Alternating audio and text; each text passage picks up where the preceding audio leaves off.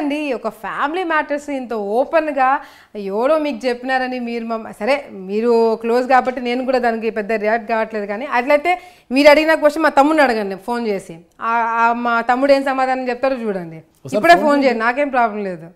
నేను ఫోన్ చేస్తే నేను పరిచయం లేదు కదా, ఒకవేళ నేను పరిచయం ఉండింటే క్లోజ్ ఉండింటే ఒకటి నేను చెప్తున్నా చూడండి, మా ఇంట్లో ప్రతి ఒక్కరం కూడా చాలా ఇండివిజువల్గా పెరిగినాము.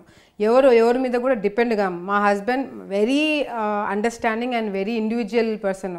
ప్రతి ఒక్కరిని కూడా చాలా అండర్స్టాండ్ చేసుకొని ముందుకు వెళ్ళడం జరుగుతుంది. ఎందుకంటే తను వచ్చిన బ్యాక్గ్రౌండ్ వేరు, నేను వచ్చిన బ్యాక్గ్రౌండ్ వేరు. తను ఒక న్యూట్రల్ ఫ్యామిలీ నుంచి, యూనిక్ ఫ్యామిలీ నుంచి వచ్చాడు. నేను జాయింట్ ఫ్యామిలీ నుంచి వచ్చాను కాబట్టి జాయింట్ ఫ్యామిలీలో ప్రతి ఒక్కరం కూడా ఒక ఇండివిజువల్ లాగా పెరిగినాము. ప్రతి ఒక్కరికి మాకు ఫ్రీడమ్ మాకు సపరేట్గా ఉంటుంది. సో ఎవరితో ఎట్లా డీల్ చేయాలా, ఎవరితో ఎంత జాగ్రత్తగా ఇది చేయాలా.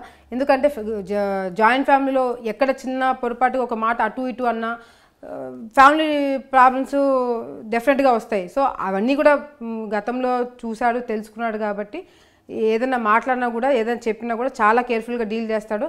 అండ్ ఇన్ఫ్యాక్ట్ నాకన్నా ఎక్కువ మా తమ్ముని స్పాయిల్ చేసేది భార్గవే. స్పాయిల్ చేయడం అంటే ప్యాంపర్ చేస్తాడు, గారాబం.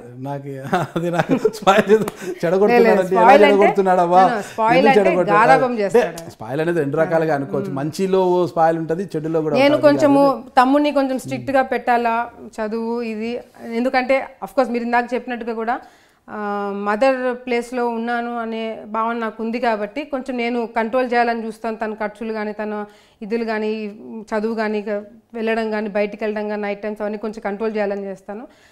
హస్బెండ్ మాత్రం కొంచెం ఫ్రీ హ్యాండ్ ఇస్తుంటాడు. అంటే లేదు ఈ ఏజ్ కదా. బాగా క్లోజ్ ఉంటారా? బాగా క్లోజ్ ఉంటారు. నాకు తెలియకుండా వెనకలు చాలా చేస్తుంటారు. అంటే నాకు తెలియకుండా ఏదైనా పనులు చేయించుకోవడం కానీ, లేకపోతే నేను ఏదైనా వద్దంటే భార్గవ దగ్గరికి వెళ్తాడు, లేకపోతే బ్రహ్మం దగ్గరికి కూడా వెళ్తాడు. అట్లా జరుగుతూ ఉంటాయి ఫ్యామిలీలో. అంతేనా? ఇంకా ఏమైనా చేస్తుంటారా? ఏం లేదు, బావతో ఏమన్నా చెప్తుంటాడంటే ఈ మధ్య కొంచెం బాగా క్లోజ్ అవుతున్నారు. మొన్న ట్రిప్ కూడా ముగ్గురం పోయినాము. సో ఇద్దరు బాగా క్లోజ్ అయినారు. అండర్స్టాండింగ్. ట్రిప్ వెళ్ళిన తర్వాత ఇంకా క్లోజ్ పెరిగింది. ఇంకా నన్ను ఎట్లా ఏడిపియాలని ఇద్దరు ప్లాన్ చేస్తుంటారు. అది కూడా ఉంది మళ్ళా బాగా. అక్క కళ్ళల్లో ఆనందం చూడాలి కానీ అక్కని ఏడిపియాలని చూస్తారా? తమ్ముడు ఎక్కడైనా? తమ్ముళ్ళు ఎప్పుడు ఇరిటేటింగ్ ఉంటారు కొన్నిసార్లు. తమ్ముడు అలాగే ఉంటాడా? అబ్బా చాలా అండి, నన్ను బాగా సతాయిస్తాడు. అవునా? అంటే ప్రాంక్స్ ఎక్కువ చేస్తుంటాడు. ఓకే. మీ వారి ఇంటి పేరు మేడం? మీ భార్గవ్ అంటే మీ భర్త భార్గవ్ గారి ఇంటి పేరు ఏంటి? మద్దూర్ భార్గవరామ్ నాయుడు. మద్దూర్ భార్గవరామ్ నాయుడు. Okay madam. మీరు భూమా అఖిలప్రియ గారు. ఒకటే డౌట్ ఉంది, ఇక మీదటి నుంచి ఏంటి, భూమా అనేది ఒక బ్రాండ్ కదా, భూమా అఖిలప్రియగానే మీరు రాజకీయాల్లో ముందుకు పోతారా, లేదంటే మద్దూరు అఖిలప్రియగా ముందుకు పోతారా అన్నది అందరికీ అనుమానంగా ఉంది. దీనికి ఒకసారి నివృత్తి చేయాలి మీరు. ఓన్లీ అఖిలప్రియ అంటే పెళ్లి చేసుకున్న తర్వాత మద్దూరు అఖిలప్రియ అని అంటే మాత్రం నేను రాజకీయాల్లో ఉండేదని కాదు. నేను రాజకీయాల్లో ఉన్నన్ని రోజులు కూడా నా పేరు భూమా అఖిలప్రియగానే ఉంటుంది. రాజకీయాల్లో ఉన్నంత వరకు భూమా అఖిలప్రియ. రాజకీయాల నుంచి దూరం వచ్చినప్పుడు దూరం వచ్చే ఛాన్సే లేదు, వచ్చేలేదు, ఎప్పటికీ లేదు. ఎప్పుడు ప్రజల్లోనే ఉంటాం, ఊపిరినంత వరకు అదే. అయితే భూమా అనేది మీ పేరు నుంచి పక్కకు పోయే అవకాశం లేదు. ఎందుకు చెప్తున్నానంటే భూమా నాగిరెడ్డి గారు చనిపోతున్నప్పుడు నాకు ఇచ్చిన బాధ్యత ఆళ్ళగడ్డ, నా కుటుంబం. సో ఆళ్ళగడ్డ బాధ్యత నేను తీసుకున్నాను కాబట్టి, భూమా నాగిరెడ్డి గారు, శోభా నాగిరెడ్డి గారు కోసమే నేను రాజకీయాలకు వచ్చాను కాబట్టి, వాళ్ళ కోసమే నేను బాధ్యతలు తీసుకున్నాను కాబట్టి ఎప్పుడు కూడా నేను వాళ్ళ కూతురుగానే భూమా అఖిలప్రియగానే ఉండిపోతాను. ఆళ్ళగడ్డను వీడరు, భూమాను వీడరు, రెండు మీతోనే ముడిపడి ఉంటాయి. ఓకే మేడం, బాగా చెప్పారు. ఓకే. ఇకపోతే అంటే మీ నాన్న యొక్క సన్నిహితులు పార్టీలో గతంలో ఉన్న వారు కావచ్చు, ఎవరైనా మీ సన్నిహితులు, వారిని కలుపుకుపోవడం పక్కన పెడితే మీ కుటుంబ సభ్యులు కూడా సరిగ్గా కలుపుకోలేదు. మీ కజిన్స్ కొంతమంది తిరుపతిలో అక్కడ ఉన్నారు కదా, వాళ్ళని కూడా కలుపుకోలేదు. వాళ్ళని దగ్గర రానిస్తే మీకు భవిష్యత్తులో ఎక్కడ పోటీ అవుతారన్న ఉద్దేశంతో వారిని అలాగే దూరంగా ఉంచేశారు తప్పితే వాళ్ళని కూడా దగ్గరికి రానిలేదు. అందరినీ కలుపుకొని పోయి ఉంటే భూమా ఫ్యామిలీకి ఓటం అనేది దరిదాపులకు కూడా వచ్చేది కాదు. నన్ను చాలా పెద్ద విలనీ చేసేస్తున్నారు మీరు. నేనేదో చాలా సింపుల్ గా నేను నా పనులు చేసుకుంటూ నేను ఎవరి మీదకి పోకుండా నేను ఇప్పుడైతే అదే ఉంది, అఖిలప్రియ గారు విలన్ అనే ఉంది మార్కెట్ లో. ఎందుకు అట్లా? మరి ఆ బ్రాండ్ ఎట్లా తుడిపేసుకుంటారు మీరు అనేది? తుడుపుకోవడం ఎందుకు ఉండని. నేనేమన్నా ఇప్పుడు any publicity is good publicity అంటారు కదా, అనుకోనియండి. నేను ఎందుకు అలా ఉంటే కష్టం కదా మరి. మా నాన్న ఎప్పుడు చెప్పేవాడు any publicity is good publicity అని. అంతేనంటారా? ఇప్పుడు మీరు చెప్పినట్టుగా కూడా నాకు ఫ్యామిలీలో అన్ని ప్రాబ్లమ్స్ ఉండి అంత చేస్తే ఈ ఫ్యామిలీని నేను ఇంత దూరం తీసుకొచ్చేదాన్ని అవకాశం ఉండేది కాదు. నా ఎలక్షన్స్లో అందరూ వచ్చి తిరిగిన వాళ్ళే, ఇక్కడ తిరిగినారు, నంద్యాలలో తిరిగినారు, అన్ని చోట్ల తిరిగినారు. మాకు ఫ్యామిలీ ప్రాబ్లమ్స్ పెట్టాలని, లేకపోతే మీకు ఎవడు ఇన్ఫర్మేషన్ ఇచ్చాడో కూడా వాడిని కూడా దాన్ని 4 పీకాల, మా వాళ్ళే అంటారు, ఎవడో కూడా కాదు. నాకేదో సోర్స్ ఉంటుందండి, ఆ సోర్స్ మీరు భయపెడితే నాకు ఇంకోసారి ఆ సోర్స్ కూడా ఎవడో అన్నాడు, నాతో పాటు తిరిగి ఎవడో అయిండొచ్చు.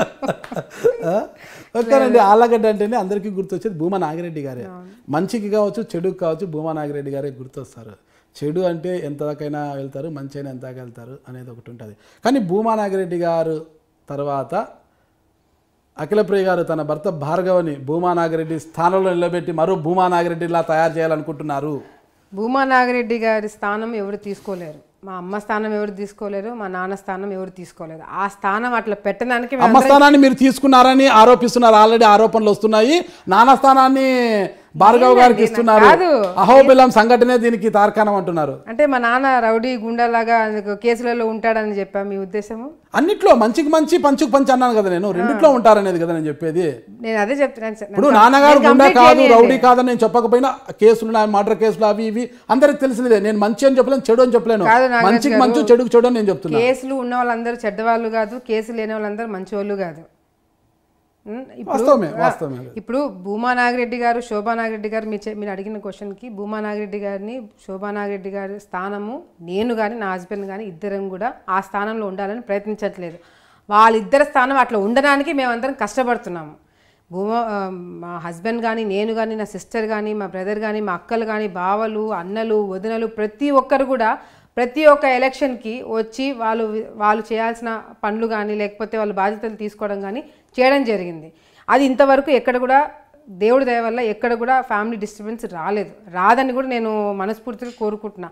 అటువంటిది ఏదైనా వాళ్ళకి ఏదైనా కావాలని ఏదైనా డిస్టర్బెన్స్ వచ్చినా కూడా ఫస్ట్ పర్సన్ 4 మెట్లు దిగానే అడ్జస్ట్ అయ్యేది నేను ఉంటాను ఫస్ట్. ఎందుకంటే బాధ్యతలు మా నాన్న కానీ మా అమ్మ కానీ అన్న పిల్లల కోసం ఎంత చేసినారనేది నేను కళ్ళారా చూసిన. మమ్మల్ని ఎట్లా పెంచినారో వాళ్ళని కూడా అట్లే పెంచినారు.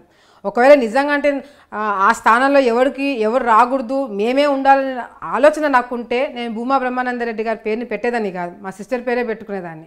లేకపోతే టికెటే వద్దు నాకు ఎంతో కొంత ఇవ్వండి నేను పోతానని చెప్పి అనేదాన్ని, కానీ మా బ్రదర్ని పెట్టేదాన్ని కాదు. అందరితో కొట్లాడి మా బ్రదర్ని నేను ఒప్పించి, మా బ్రదర్ కూడా ఇంట్రెస్ట్ లేకపోతే ఆయన కూడా ఒప్పించి లేదు నువ్వు ఉండాలి అని చెప్పి పెట్టేదాన్ని కాదు. ఈరోజు నేను ఫ్యామిలీ విషయంలో నేను చాలా క్లారిటీతో ముందుకెళ్తున్నాను. ఎవరు బయట వాళ్ళు కానీ నా పక్కన ఉన్న వాళ్ళు కానీ నాకు వెన్నుపోటు పొడిచే వాళ్ళు కూడా చాలామంది ఫ్యామిలీలో డిస్టర్బెన్స్ పెట్టాలని చూస్తున్నారు. ఈరోజు నా బలం నా ఫ్యామిలీ. నాకు నా తల్లిదండ్రులు లేని తర్వాత నాకు వాళ్ళిద్దరు లేని లోటు ప్రజలు ఎట్లాగో తీరుస్తున్నారు, కార్యకర్తలు ఎట్లాగో తీరుస్తున్నారు. కానీ నాకు ఇంట్లో నాకు తల్లి లేని లోటు, నాకు తండ్రి లేని లోటు తీర్చేది మా అక్కలు, మా అన్నలు, మా బావలే. ఏదేమైనా కూడా భూమా నాగిరెడ్డి కుటుంబానికి ఓటమి వచ్చినా ఓడిపోయినా కూడా మేమున్నంత వరకు భూమా బ్రాండ్ చెరిగిపోదంటూ భార్గవ్ గారు ఇటీవల సంచలన వ్యాఖ్యలు చేశారు. ఆ బ్రాండ్ ఎప్పటికీ ఉంటుంది. అంటే అలా ఏమన్నా మరో భూమా నాగిరెడ్డిలా మారుతారా ఆళ్ళగడ్డలో అనేది ఇక్కడ అందరూ అంటున్నారు. లేదు, చాలా తప్పుగా ప్రొజెక్ట్ అవుతుంది ఇది. మా హస్బెండ్ ఇక్కడికి రావడానికి మెయిన్ రీజన్ నా కోసం. ఎందుకంటే హస్బెండ్ అండ్ వైఫ్ ఇద్దరు పాలిటిక్స్లో ఉంటే అది వేరు. వైఫ్ ఒకటి పాలిటిక్స్లో ఉండి అంటే నాకు మా ఫాదర్ ఉండి మా మదర్ ఉండి నేను రాజకీయాల్లో ఉంటే మా హస్బెండ్ ఇక్కడికి వచ్చి చేయాల్సిన అవసరం ఉండేది కాదు, ఇంతమందితో మాటలు పడాల్సిన అవసరం ఉండేది కాదు, కేసులు పెట్టించుకోవాల్సిన అవసరం కూడా ఉండేది కాదు.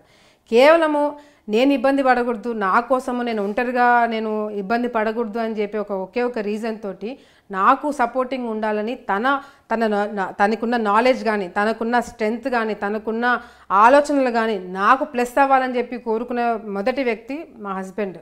ఆ ఒకే ఒక రీజన్ కోసం నా కోసం వచ్చి ఇక్కడ కష్టపడి చేస్తున్నాడే కానీ ఇంకొక రీజన్ లేనని కూడా లేదు. ఆయనకు బిజినెస్లు ఉన్నాయి, ఆయన పని అనుకుంది, ఆయన చదువు ఉంది, ఆయన బ్యాక్గ్రౌండ్ అనుకుంది, వాళ్ళు వెల్ సెటిల్డ్ హైదరాబాద్లో వాళ్ళకి కావాల్సిన వాళ్ళకు ఉన్నాయి. ఇక్కడికి వచ్చి కేసులు పెట్టించుకోవాల్సిన అవసరం మా ఆయనకి లేదు. ఇక్కడికి రావడానికి మెయిన్ కారణం ఏంటంటే మా హస్బెండ్కి మా ఫాదర్ మీద చాలా అఫెక్షన్ ఉంది. అండ్ ఇన్ఫ్యాక్ట్ చనిపోక ముందు మా ఫాదర్తో బాగా ఇంటరాక్ట్ అవ్వడంతో మామ అత్త ఇద్దరు లేరు, నాకు ఆ లోటు ఉంది. ఆయన చివరిగా చెప్పిన మాట ఫ్యామిలీ అంటే ఎంత ఇంపార్టెంటో ఆయనకి నేను చూడడం జరిగింది. ఆయన చనిపోయినాడు అనే ఒక ఉద్దేశంతో రావడం జరిగింది. భూమా నాగిరెడ్డి గారు చనిపోకముందే మీ భర్త గారితో బాగా పరిచయం ఉండేదా? పరిచయం అంటే ఇద్దరు బిజినెస్లు చేశారు, ఇద్దరు కలిసి. ఓకే, కలిసి బిజినెస్ కలిసి బిజినెస్ లో ఇన్వెస్ట్ చేశారు. సో అట్లా ఆ సందర్భంలో ఏమన్నా మిమ్మల్ని చూసి ఆయన అట్రాక్ట్ అయ్యారా? లేదు, మేమిద్దరం ఫ్రెండ్స్. యాక్చువల్ గా మీరిద్దరు ఫ్రెండ్స్? మేమిద్దరం ఫ్రెండ్స్. మీరిద్దరు ఎక్కడ ఫ్రెండ్స్? మేము యాక్చువల్ కామన్ ఫ్రెండ్స్. మా కామన్ ఫ్రెండ్ ఒక అమ్మాయి ఉంది. ఆ అమ్మాయి ద్వారా మేము ఒక చాలా ఇయర్స్ నుంచి తెలుసు అంతే. తర్వాత డాడీతో బిజినెస్లో ఎంటర్ అయిన తర్వాత నుంచి పరిచయం పెరిగింది. ఏజ్ ఫ్యాక్టర్ చాలా ఉంటుంది కదా, అంత ఏజ్ ఫ్యాక్టర్ ఉన్నప్పుడు డాడీతో బిజినెస్ డాడీతో బిజినెస్ చేయడం అంటే ఒక మా హస్బెండ్ వాళ్ళ ఫాదర్కి నాన్నకి పరిచయాలు ఉన్నాయి అప్పట్లో.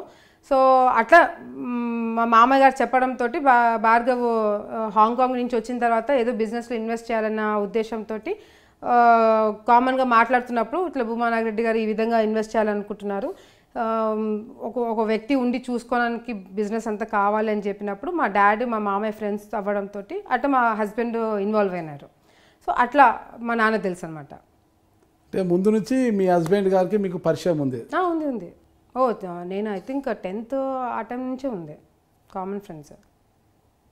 నాకు తెలిసి ఒక చిన్న ప్రశ్న అడుగుతాను మేడం, చెప్పండి. మీకు నచ్చితే సమాధానం చెప్పండి, ఒకవేళ నచ్చకపోతే నేను ఇంటర్వ్యూలో డిలీట్ చేస్తాను. ఖచ్చితంగా ఈ ఇంటర్వ్యూలో నేను డిలీట్ చేస్తాను. ఓకేనా? చెప్పండి. ఓకే, మీ హస్బెండ్ గారు మీకు కామన్ ఫ్రెండ్. ఓకే, బాగానే ఉంది. అలాంటప్పుడు మీ హస్బెండ్ గారు మీకు ముందుగా తెలిసి మీ హస్బెండ్ గారికి వివాహం అయింది, ఆయనకి 2 కుమార్తెలు కూడా ఉన్నారు. ఆ తర్వాత ఆవిడకు డైవర్స్ ఇచ్చి 2 బిడ్డల తల్లిని నడు రోడ్డు మీద వదిలేసి వచ్చి మిమ్మల్ని పెళ్లి చేసుకున్నారు నాగరాజ్ గారు అనేది చాలా నేను అందుకే చెప్పిన నేను ఘోరం కాదు. నాకు వచ్చిన విషయాన్ని మీరు అన్నారు కాబట్టి కామన్ ఫ్రెండ్ అన్నారు మీరు, అది కూడా నాకు తెలియదు కామన్ ఫ్రెండ్. ఆ కామన్ ఫ్రెండ్ తర్వాతే మళ్ళా ఆ అమ్మాయిని పెళ్లి చేసుకున్నారు, ఆ అమ్మాయికి 2 బిడ్డలు, తర్వాత డైవర్స్ ఇచ్చి మిమ్మల్ని పెళ్లి చేసుకున్నారు. ప్రధానమైన ఆరోపణ. అందుకే అడిగా నేను, మీకు ఇష్టమైతే చెప్పండి, లేదంటే నేను డిలీట్ చేస్తాను కూడా చెప్పాను. ఆన్సర్ చేస్తాను. ఇట్లాంటి డౌట్లు ఎంతమందికి ఉందో నాకు తెలియదు కానీ మీరు డిలీట్ చేసుకుంటారు మీరు చెప్తే డిలీట్ చేస్తాను. ఫస్ట్ మీ క్వశ్చన్ కి ఆన్సర్ చేస్తాను. ఫస్ట్ ఆఫ్ ఆల్ మా హస్బెండ్ కి మ్యారేజ్ అయిన మాట వాస్తవం. నాకు గతంలో మ్యారేజ్ అయింది, తనకి మ్యారేజ్. అది ఓకే, మీ విషయం ఎందుకు అందరికి తెలుసు, ఇక్కడ అప్రస్తుతం, అది మీకు తెలుసు, అది వదిలేయండి. అప్రస్తుతం. మా హస్బెండ్ కి మ్యారేజ్ అయిన 1 year కి డివోర్స్ అయింది.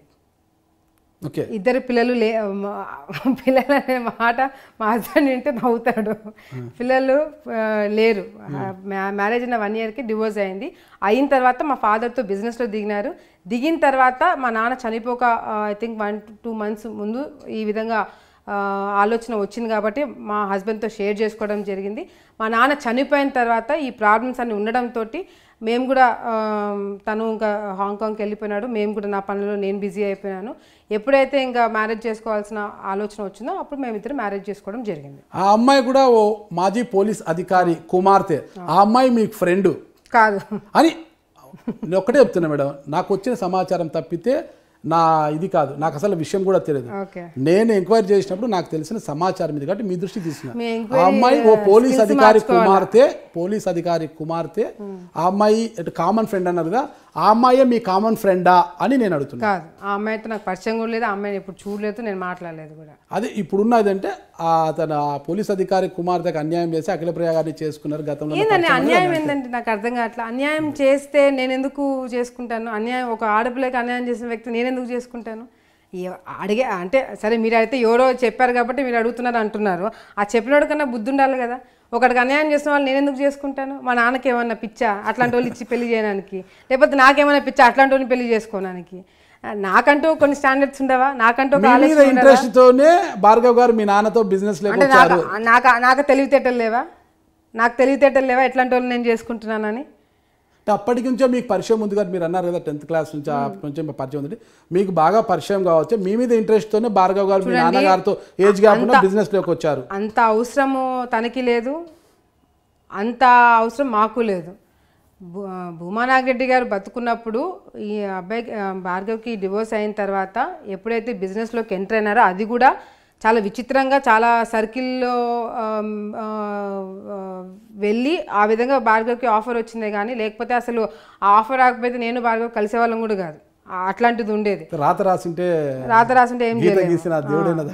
సో మీరు మీ సోర్సెస్ ఎవరైతే ఉన్నారో నాకు తెలిసి ఇంటర్వ్యూ అయిపోయిన తర్వాత నేను డెఫినెట్గా తీసుకుంటాను. సోర్స్ ఎప్పుడు జర్నలిస్ట్ బయట పెట్టాడు మేడం. పోలీస్ కావచ్చు, జర్నలిస్ట్ కావచ్చు, బయట పెడితే అతను పోలీస్ కాదు, అతను జర్నలిస్ట్ కాదు మేడం. మీ సోర్స్ ఎవరో నాకు అర్థమైంది.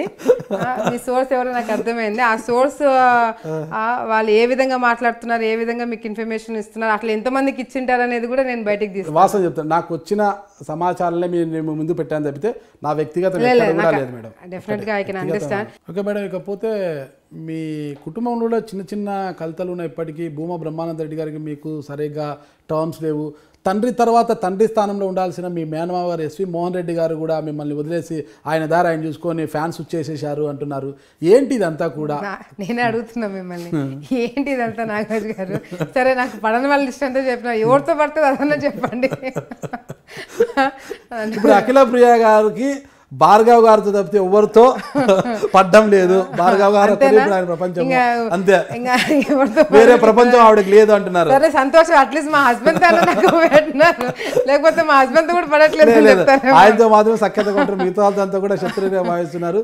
తండ్రి స్థానంలో ఉండాల్సిన ఎస్వి మోహన్ రెడ్డి గారు కూడా ఆమెను లేడని ఎందుకు అనుకుంటున్నారు? ఫ్యాన్స్ వచ్చేసాడు అంటున్నారు కదా. ఇప్పుడు పార్టీలో ఆయన ఇప్పుడు రాజకీయంగా ఆయన ఒక స్టెప్ తీసుకున్నాడు. రాజకీయంగా ఆయనకి ఒక క్యాడర్ ఉంది, ఆయన చూసుకోవాల్సిన ఆయన స్టెప్ తీసుకున్నాడంటే ఆయన కార్యకర్తలకు కానీ, ఆయన ప్రజలకు కానీ, ఆయన చేసిన వాళ్ళకి కానీ మంచి జరగాలని ఒక ఉద్దేశంతో ఆయన ఒక స్టెప్ తీసుకున్నాడు. మేము ఇక్కడ ఉండిపోయినాము. సరే, ఆయన స్టెప్ తీసుకోవడం వల్ల ఫ్యామిలీలో మాకు ఎందుకు ప్రాబ్లమ్స్ వస్తాయి? ఆయన అదే పొజిషన్లో ఉంటాడు, మాకు ఏదైనా మంచి కావాలని ఆయన కోరుకుంటాడు. మేము పెళ్ళిళ్ళకి మీట్ అవుతాం, పబ్బాలకి మీట్ అవుతాము, ఏదైనా హైదరాబాద్లో ఉండే ఇళ్ళ కాడికి పోయి కూర్చొని మాట్లాడుకుంటాము. ఇవన్నీ ఇది రాజకీయం ఒక డెసిషన్ ఫ్యామిలీ మ్యాటర్స్లో ఎఫెక్ట్ కాదు. ఫస్ట్ ఆఫ్ ఆల్ అది ఎస్వి మోహన్ రెడ్డి గారికి మాకు ఎటువంటి ప్రాబ్లమ్స్ లేవు. నాకు ఇంకా మేనమామ నాకు నా తండ్రి స్థానంలో ఉన్నాడు, ఏం ప్రాబ్లమ్స్ లేవు. దయచేసి అది ఆ లెవెల్కి తీసుకెళ్ళకూడదు. ఇంకోటి బ్రహ్మానందరెడ్డి గారికి నాకు డిఫరెన్సెస్ వచ్చేంత సీనే లేదు, ఛాన్స్ లేదు. వాళ్ళ జేజమ్మలు దిగి రావాలి, నాకు బ్రహ్మంకి మధ్యలో పెట్టాలి. బ్రహ్మం కదా అన్న, మీరు బ్రహ్మం అని బాగా ముద్దుగా పిలుస్తుంటారు. నాకు మా అన్నకి 1.5 year 2 years డిఫరెన్స్. ఎంత తేడా? పెద్దే కదా అన్న అన్ని అంటాను. సో నాకు బ్రహ్మంకి కానీ నాకు మా సిస్టర్ అన్ని అంటారు. ఒరే అంటారు ఎప్పుడైనా? అంటారా? అంటే మా ఇద్దరికి అంత చనువు ఉంది. అంత చనువు ఉంది. మా అన్న అంటే చిన్నప్పటి నుంచి నన్ను బాగా చూసుకున్నాడు. మా మదర్ ఫాదర్ బిజీగా ఉన్న టైంలో కానీ మమ్మల్ని బాగా. బ్రహ్మానంద గారు పాపం కొంత మిల్క్ బాయ్ లాగా ఉంటారు, మీలాగా కొద్దిగా పాదరసం కాదనుకుంటాను. అంటే అదే నేను కూడా అదే నేర్చుకుంటాను ఇప్పటి నుంచి. మా అన్నలాగా సైలెంట్గా ఉంటా, వాడు సైలెంట్గా ఉండి నడుపుతాడు. నేను గట్టిగా మాట్లాడతాను కాబట్టి నా మీద ఆరోపణలు వస్తున్నాయి. నేను కూడా వాడి స్టైల్లో పోతాను. మీకు అది వంట పట్టదేమో అనుకుంటున్నా కదా. అది అంటే ఒక్కొక్కరికి ఒక స్టైల్ ఉంటుంది. అది కష్టం కదా, అది అలా ఉండడం కష్టం కదా. అంటే కష్టం అనేది కాదు, అది తత్వాన్ని ఒక్కసారిగా మార్చుకోవాలంటే అవుతుంది. అది కొంచెం కష్టమే.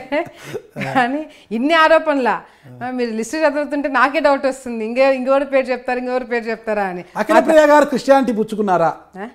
ఇదే మత గ్రంథాలు ఎక్కువగా చదువుతున్నారంటున్నారు. ఇంట్లో బైబుల్ పెట్టుకొని మత గ్రంథాలు చదువుతున్నారు.